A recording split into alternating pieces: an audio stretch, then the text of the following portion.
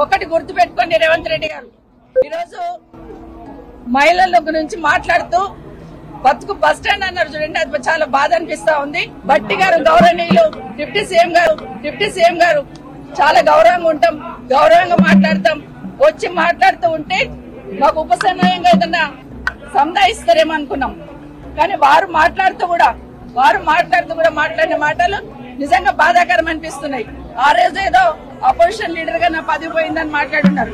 మరి మీ పక్క సిటీ రోజు మీకు వచ్చే అవకాశం ఉండే కదా, ఎందుకు ప్రయత్నం చేసుకోలేదని బట్టి గారిని కోరుతా ఉన్నాను. ఈ రోజు మీ పార్టీ అధికారంలో ఉంది కదా, అన్నిటికన్నా ముఖ్యంగా ఒక మాట అన్నారండి గౌరవనీయులు డిప్యూటీ సీఎం గారు, ఏ ముఖం పెట్టుకొని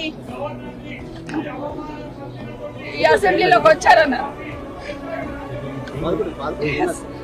మా కర్మగాలే వచ్చాం.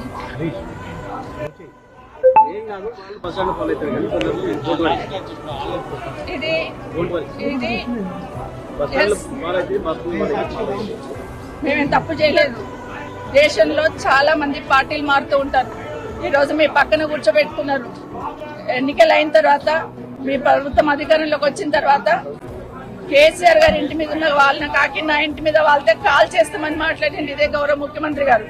కానీ అదే కేసీఆర్ గారు గెలిపించిన ఎమ్మెల్యేలంతా తీసుకుపోయి మీ పక్కన కూర్చోబెట్టుకున్నప్పుడు నన్ను పార్టీ మారినవని అడిగి అధికారం మీకు ఎక్కడిదని అడుగుతున్నాను. ఆ రోజు నేను పార్టీ మారినప్పుడు వితిన్ ద పార్టీలో ఏం జరిగింది, ఏ విధంగా మమ్మల్ని మెడబట్టి బయటికి గెంటేశారనేది మీకు తెలీదా అని అడుగుతున్నాను.